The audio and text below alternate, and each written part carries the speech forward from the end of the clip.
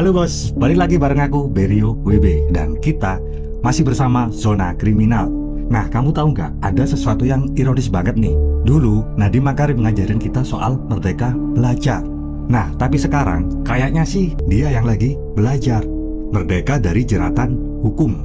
Jadi ya, hidup memang kadang suka lucu. Yang dulu ngasih pelajaran, sekarang malah diajarin balik. Tapi ini bukan di kelas, melainkan di ruang sidang. Dan di tengah semua itu, publik cuma bisa nonton sambil nanya, ini beneran soal hukum atau sudah kecampur bumbu politik?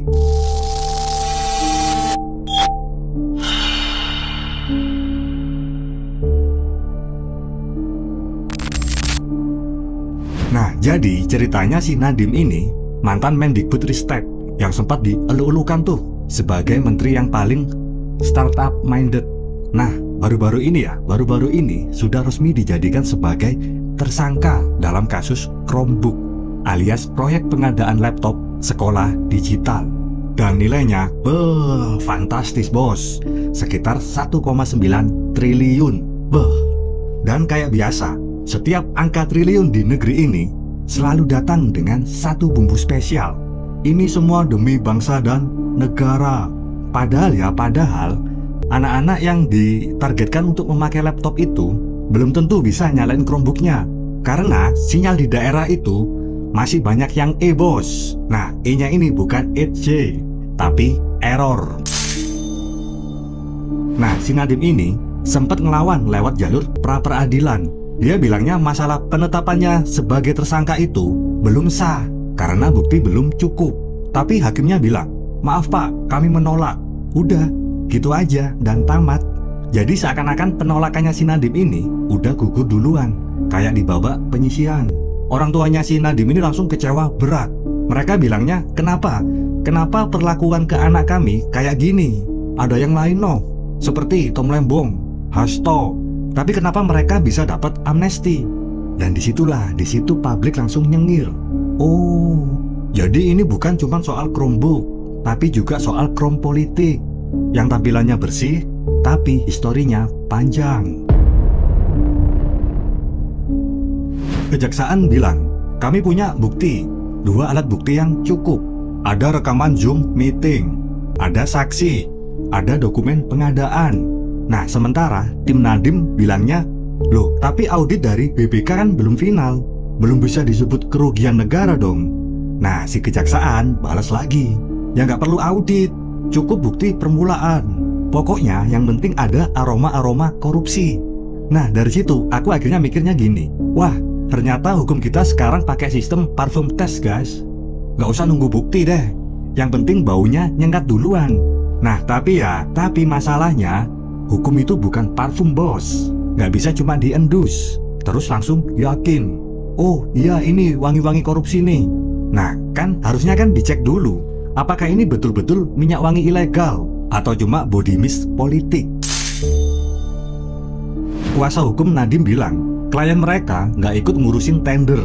Dia cuma ngasih kebijakan, bukan tanda tangan kontrak, bukan yang ngurus vendor. Lagian katanya yang milik Chromebook juga hasil rekomendasi teknis tim IT, bukan titipan Nadiem. Tapi di sisi lain Kejagung bilang Nadiem hadir di rapat Zoom, memberi arahan sebelum lelang. Nah lo, rapat Zoom sekarang bisa jadi bukti tindak pidana ya. Padahal kan sebagian besar pejabat kita juga hobi ngomong di Zoom tanpa hasil nyata.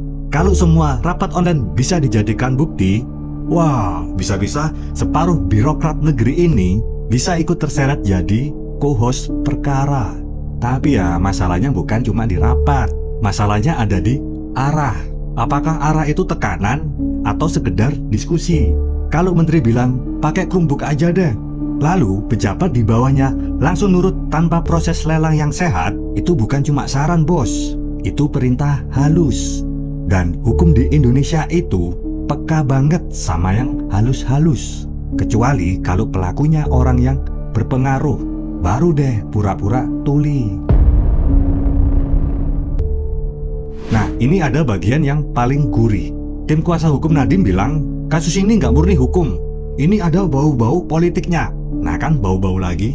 Dan jujur aja ya, rata-rata orang akan setuju. mungkin kalian semua juga, atau minimal setengah dari kalian lah. Soalnya, kasus ini muncul tepat setelah kabinet baru dilantik. Dan entah kenapa ya, tiba-tiba beberapa ex-menteri era sebelumnya mulai ditemukan masalah hukumnya. Nah ini nih, kebetulan atau kebetulan banget. Tom Lembong dapat abolisi, Hasto dapat amnesti, tapi Nadiem dapat pra-peradilan yang ditolak.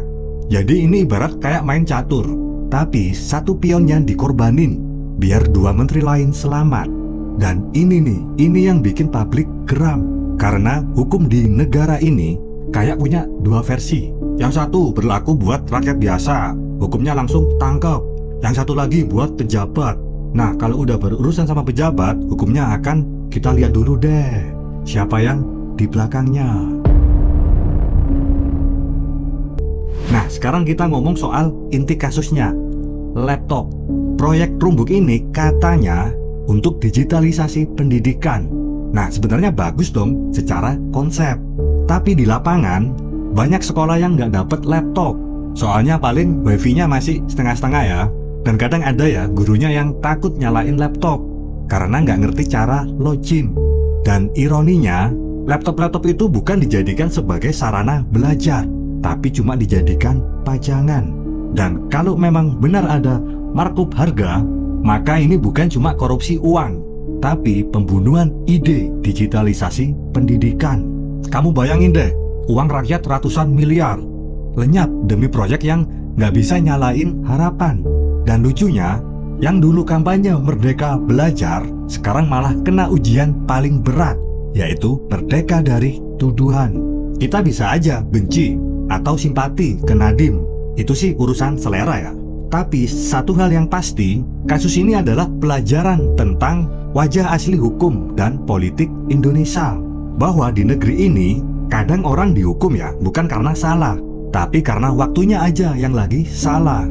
Dan juga sebaliknya, ada juga yang selamat bukan karena benar, tapi karena berada di sisi yang benar secara politik.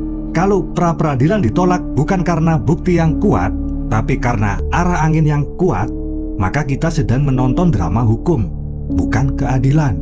Dan lucunya, publik lagi-lagi diajak percaya. Padahal sudah terlalu sering kita jadi penonton di bioskop yang sama dengan judul yang berbeda, tapi endingnya selalu serupa. Yang kecil tumbang, yang besar hilang namanya dari berita. Nadiem dulu ngajarin pendidikan itu bukan cuma soal nilai, tapi soal karakter.